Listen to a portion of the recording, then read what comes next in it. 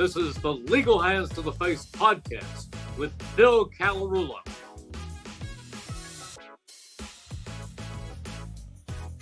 What's up, everybody? Welcome back for another Legal Hands to the Face podcast, our first podcast officially of the 2023 offseason. Trying to put that Super Bowl behind us, but it will not be an easy one. But the news never stops in the NFL. There has been a ton of change already in the days following Super Bowl 57. The Eagles lose offensive coordinator Shane Steichen. He becomes the head coach of the Indianapolis Colts. They lose defensive coordinator Jonathan Gannon. He goes to the Arizona Cardinals. Along with him is linebacker coach Nick Rallis. And they do make the announcement that they're going to retain their special teams coordinator. So we're going to talk about the coaching staff. It's obviously going to go through a lot of changes. Who do we think is going to replace both coordinators? We'll talk about that. And we also have to talk about the free agents. Man, do the Eagles have a lot of decisions to make this year. Obviously, both units, offense and defense, had a lot of success this year. But there's a lot of free agents. There's some older players they got to make decisions on. So we'll talk about those as well. Again, guys, if you like what you're hearing, please give us a follow, give us a review on all these podcast platforms. You could also check us out on Instagram and Twitter. We're there also.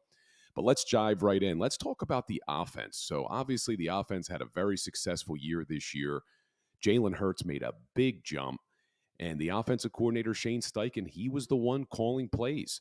So this is going to be a big promotion for somebody. You know, they're going to be able to call plays with one of the best quarterbacks in the NFL in Jalen Hurts.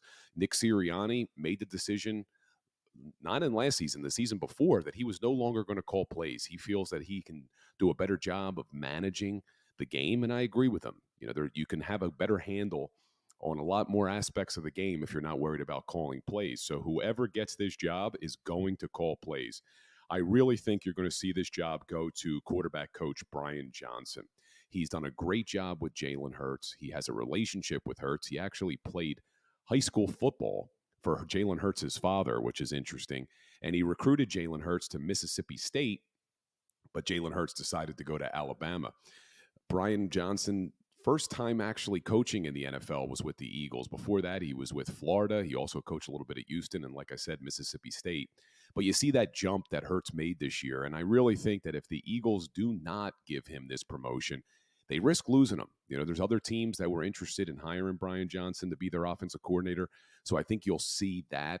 You know, we talked about earlier in the year that this was the first time since high school that Jalen Hurts did not have to change offensive coordinators. He did it in college. He obviously did it in the pros with Doug Peterson.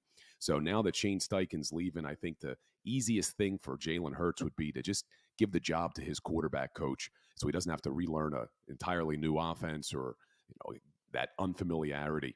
So I think you'll see it be Brian Johnson. The other option from within could be the offensive passing game coordinator, Kevin Patullo. But I really think, like I said, you'll see it go to Brian Johnson. There hasn't been any talk about them interviewing anyone from the outside yet. So we'll continue to monitor that and keep you guys updated. On the flip side, on the defense, love him or hate him, Jonathan Gannon had a lot of success as the defensive coordinator this year.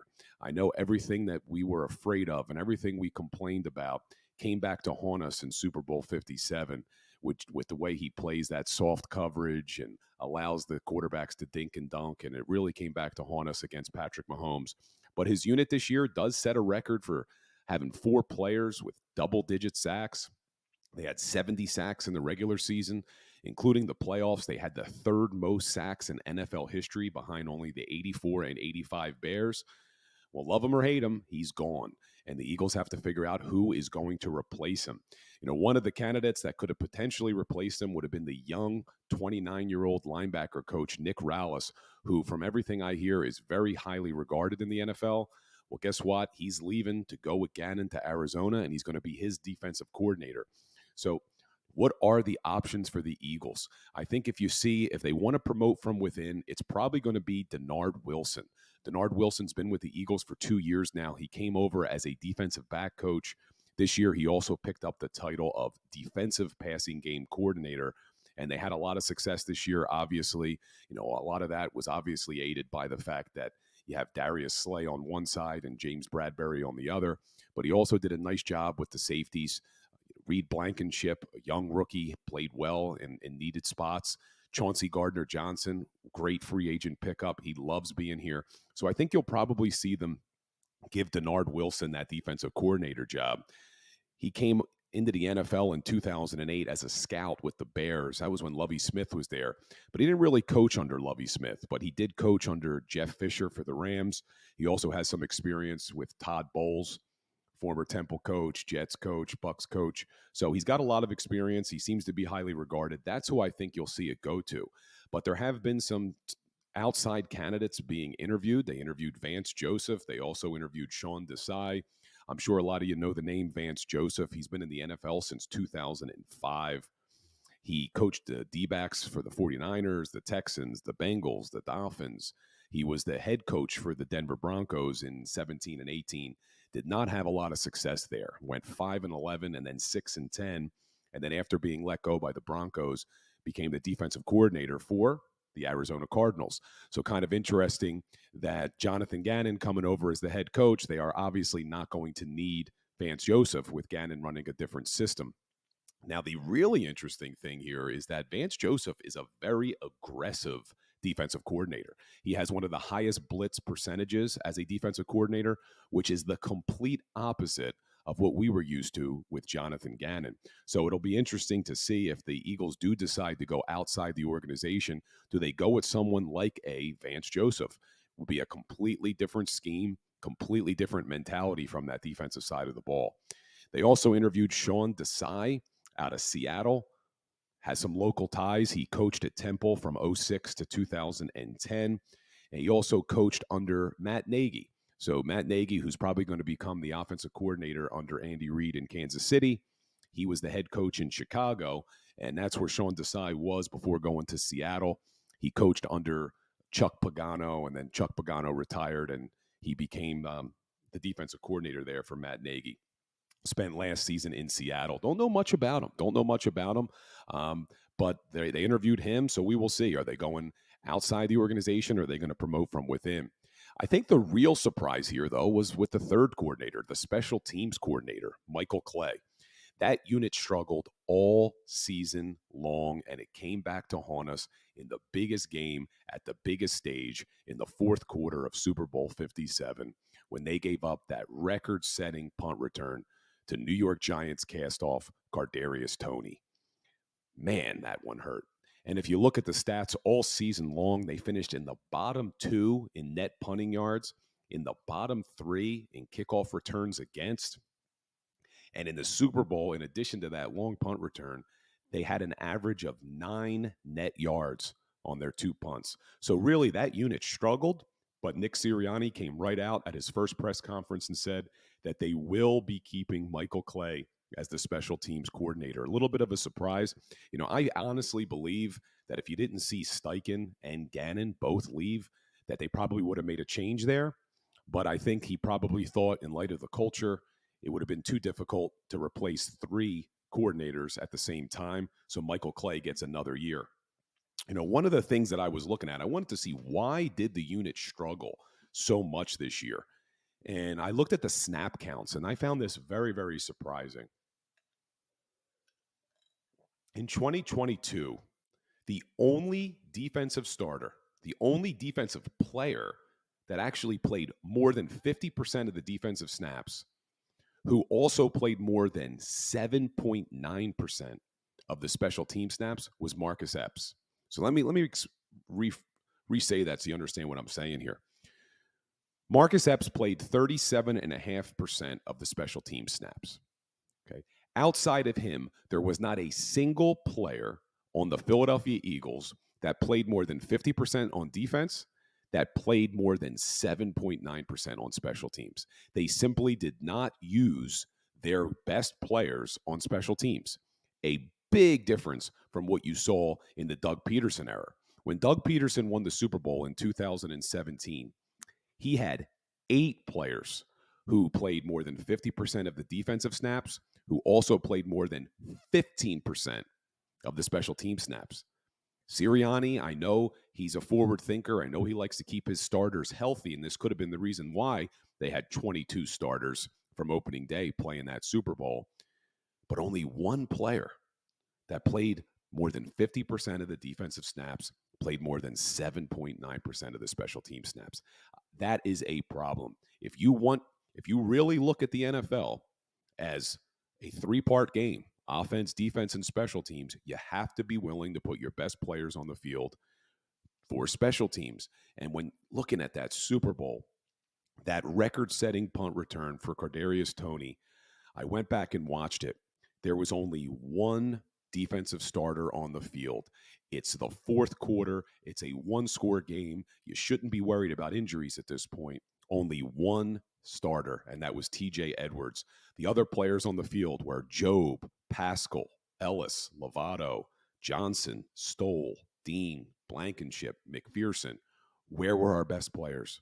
They weren't on the field, and look what happened. So I think you're going to have to see them improve that unit next year. They're keeping the same coaching. You got to improve the players. So that's the changes that they're going through with the coaching staff. But man, does Howie Roseman have his work cut out for him for the free agents. There are a ton of them. So let's get some of the easy ones out of the way. I think the ones that are definitely not coming back, Robert Quinn.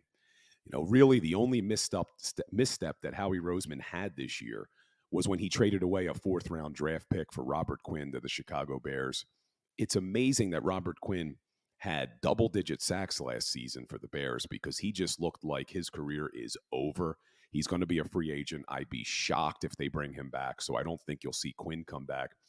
The other two aging veterans that they signed during the middle of the season were great pickups in Sue and Linval Joseph. I just don't know if they'll bring those guys back. They're getting up there in years. You may see Sue and Joseph do a similar thing than what they did last year, which is wait for a contender. Maybe the Eagles pick them up again towards the end of the season, but I don't think you'll see them return. So then these are the tough decisions. Let's first take a look at that defense because in addition to losing their defensive coordinator and the linebacker coach, they are at risk of losing a lot of big contributors. First off, Fletcher Cox. Guy has been here for a long time. He's a leader on this team. He was a free agent for a very short time last offseason, and they brought him back on kind of a team-friendly deal, still paying him a lot of money. But does he come back for another year? When you're looking at the salary cap this year, the good news is it's a record salary cap. The NFL increased the salary cap to $224.8 million. That's up from $208 in 2022 and way up from the $182.5 million it was in 21, which was adjusted for COVID-19. But you look at the $224.8 million.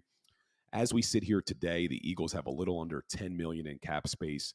That will change. I just read an article that they're going to pay Jason Kelce a bonus to lower his cap hit next year. So, Howie Roseman is a master with the salary cap. So I'm not as concerned with the salary cap numbers and how much space they have, but it's really going to be where do they spend their money and how do they spend it. So you look at Fletcher Cox, who's been here forever, even getting up there in years, he played 64% of the defensive snaps this year. There were weeks where you wanted to see him play better, but ultimately, what else could you ask for?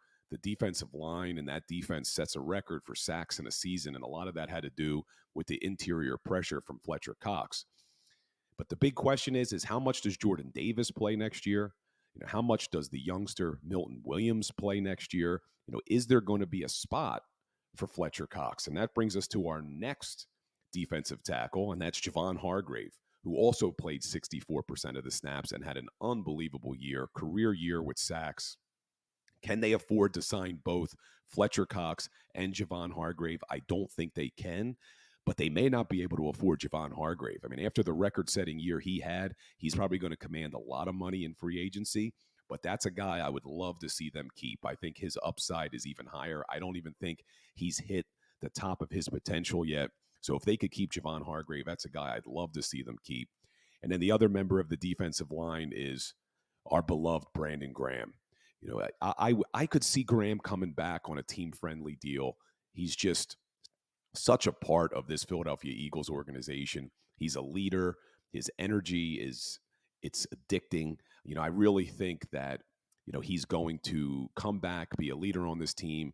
And it's really unfortunate that he wasn't considered for a comeback player of the year after tearing his Achilles last year, coming back and putting up double-digit sacks. But really, his energy is contagious, and I hope they bring back Brandon Graham on a team-friendly deal. So that's the defensive line. Potentially a lot of changes. You're losing Sue, Joseph. You have Fletcher Cox, Brandon Graham, Javon Hargrave, a lot of members of that defensive line. So it will be interesting to see what Howie Roseman does this year. Then looking at our linebackers, we had Kyzir White come in this year on a 1-year deal. He was up and down. He had some good weeks, some bad weeks.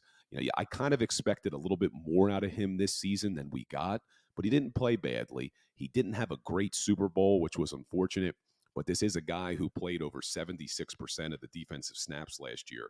So someone that if they do let him walk, you got to replace him. I know a lot of people want to see Nakobe Dean step up next year, the former Georgia leader and linebacker. So if they think Nakobe Dean is ready, you may see Kyzir White be let go in free agency. But that's all contingent on, are they able to bring back TJ Edwards? TJ Edwards is their captain on defense. He calls the plays. He is their unquestioned leader back there. And TJ Edwards, he came in 7th in the NFL in tackles this year, had a really good year. Obviously, he led the Eagles in tackles, but in the top 7 in the entire NFL in tackles. And get this, he played 94% of the defensive snaps. So I think he is a priority. I've seen on Twitter some people saying they hope they don't bring Edwards back. I don't understand it. I think he's a great leader. I think he had a great year. And again, I don't think you've seen his full potential yet. I think he's still on the upside of what is his ceiling going to be. So I think you bring him back if you can, but he may not be cheap either. And we know Howie Roseman doesn't necessarily value the linebacker position. So it'll be interesting to see. But if you have to make a decision between TJ Edwards and Kyzir White, I'd love to see them bring back TJ Edwards. And then that brings us to our secondary. Man, our secondary was very, very good this year, and I can't imagine they're going to be able to keep every player in that secondary. So James Bradberry, who they signed late on a 1-year deal from the Giants, he becomes a second-team All-Pro, and he's, in fact, a free agent this year. You got Marcus Epps, who stepped in and played really well at that safety position. He's a free agent. And then the trade they made with the New Orleans Saints towards the end of the offseason last year, bringing in Chauncey Garden Johnson, he made a real difference in that secondary, and he's a free agent. So you look at their snap counts. I mean, James Bradberry played 98% of the snaps. Marcus Epps, 99% of the snaps. And Chauncey Garden Johnson only played 66% of the snaps, and that was because he had that lacerated kidney that kept him out a few games at the end of the year. But these are 3 guys that, man, if Howie Roseman could figure out a way to sign all these guys, he'd be a magician. I can't imagine James Bradberry coming back. I think you'll see him sign Marcus Epps, and I think you'll see him sign Chauncey Garden Johnson if he can. There's been some early reports from Ian Rappaport and some other NFL insiders that that's their priority. That their priority is to sign Chauncey Garden Johnson. So I hope that is the case. I really like that guy. I love his energy. I love his swagger. So I hope they bring him back, but I can't imagine a secondary where you could afford to pay James Bradberry at corner, Darius Slay on the other side, and Chauncey Garden Johnson. So it'll be interesting to see what Howie Roseman prioritizes. And then taking a look at the offensive side of the ball. So that's the defense, a lot of decisions to make there, but what does Howie do on offense? I mean, man, this is such an interesting offseason. First off, you got Jason Kelce. If Jason Kelce wants to come back, he is coming back. It's just a matter of whether or not he wants to retire. I hope he doesn't. It's amazing that this guy is still playing at a Hall of Fame level, and I hope he comes back. Whether or not he comes back may dictate what happens to Isaac Seumalo. Seumalo, who plays guard, had a really good year. I think he's going to command a lot of money in free agency as well. If Kelce comes back, you may see Cam Jurgens, who they drafted last year, who's eventually going to be Kelce's replacement. You may see him slide over to guard, which would make Isaac Seumalo expendable. But if Kelce doesn't come back, Juergens is going to have to play center. You may need to overpay Isaac to make sure you have at least a solid guard there. But I'd love to see them bring back Kelce. And I hate to say it because I think Seumalo played well, but you may have to let him walk in free agency. And then that brings us to another offensive lineman is Andre Dillard. Obviously, he has not lived up to that first-round draft status of when they took him in the first round. He lost his job to a seventh-rounder in Jordan Mailata. But Dillard has filled in nicely. He filled in nicely this year when he had to. So it'll be interesting to see. I don't think they'll bring him back. I think he's probably going to want a shot to be a starter. And I don't think there's that chance here with Mailata on the left side and Hall of Famer Lane Johnson on the right. So you'll probably see Dillard gone. And then that brings you to the backfield. What do the Eagles do with Miles Sanders? And in addition to Miles Sanders, Boston Scott is also a free agent this year. Miles Sanders bet on himself. He went into this year without a contract, and he had a career year. He finished in the top 5 with 1,269 yards on the ground. And even better, he averaged 4.9 yards a carry. To put that into perspective, Josh Jacobs, who led the league in yardage for the Raiders, he averaged 4.9 yards a carry. So Sanders is right there. And Derrick Henry, who we all know is an absolute beast down there in Tennessee, he only averaged 4.4 yards a carry compared to Miles Sanders' 4.9. So this is a guy who is probably going to look for a lot of money. I don't know how much the Eagles are going to value him. You really don't want to base it off of one game. But in the biggest moment, in the biggest game, Miles Sanders really did not have a great game in Super Bowl 57. I don't know if that'll factor in. And then his backup, Boston Scott, he's also a free agent. Now, Boston Scott only had 54 carries this year, but when he gets the ball, he makes things happen. We saw it in the playoffs. We saw it against the Giants almost every time he plays them, but only 54 carries. And a lot of that had to do with the emergence of young Kenny Gainwell. Kenny Gainwell has become their third down back. You could just look at the stats for receptions. Boston Scott only had 5 catches this year, which I thought was shocking. I actually double-checked that because I thought it had to be incorrect. But Boston Scott only had 5 catches compared to Kenny Gainwell's 23. So I think you may see, as much as I'm going to hate to see him go, you may see Boston Scott not come back next year in light of the fact that Kenny Gainwell is going to command more reps. But what do they do with Miles Sanders? I honestly do not know. But if they don't bring Sanders back, they will have to bring in some running backs. Maybe they draft one. They have a lot of draft picks this year. We're going to talk about the draft in another episode. But do they bring Sanders back? It'll be interesting to see. Another running back that's a free agent this year is Dalvin Cook out of Minnesota. You may see Miles Sanders wait for Cook to get paid to see what the market is, because I think Cook's going to set the market. And you got Josh Jacobs, too, and for the Vegas Raiders, who's also going to be a free agent. So, it's an interesting running back market. But do the Eagles re-sign Miles Sanders? I hope so, but not if they have to overpay him. I'd like to see them keep that money. It's just running back is not worth spending too much money on anymore. And then 2 other positions, not as big of a deal, but still important, is Zach Pascal. He was signed a 1-year deal. Nick Sirianni loves him. In fact, I think he's the creator of that dog mentality is Zach Pascal. But do they bring him back? He's a great blocker. He does play special teams. Unfortunately, he was on the field on that 65-yard return in Super Bowl 57. But if they bring him back, it'll be on a very friendly deal, I'm sure. He's not going to command a lot of money on the open market. And then another one is their backup quarterback, Gardner Minshew. You know how much the Eagles value the backup quarterback position, but Gardner Minshew wants a chance to start. It's not going to be here. And when he stepped in this year for those 2 games that Jalen Hurts was hurt, Minshew did not do his job, did not have the greatest of games, threw a couple of interceptions in Dallas, did not play well against the New Orleans Saints. So I do not think Minshew will be back. Minshew Mania will be going on the road somewhere else. So, guys, there's going to be a lot to talk about. I mean, that's what the beautiful thing is about the NFL. It never truly ends. Even though it's the offseason, there's so many storylines. So we're going to keep coming to you every single week. Like I said, if you like what you're hearing, give us a follow on all your favorite podcast platforms. Give us a review. It'll really help us. And check us out on Instagram. I post content quite often there. Instagram, TikTok, YouTube. So give us a like, give us a follow, and we'll be doing this every single week. We'll talk about the draft soon. We'll talk about more personnel changes. The Eagles, this was the first Sunday without them. And that may have been just as hard as them losing that Super Bowl. I'm still not over that Super Bowl 57, but waking up on this Sunday morning when I'm recording this and thinking, damn, there is no NFL football today. That hurt. But we'll keep coming. We'll keep bringing the content, and looking forward to talking to you guys soon.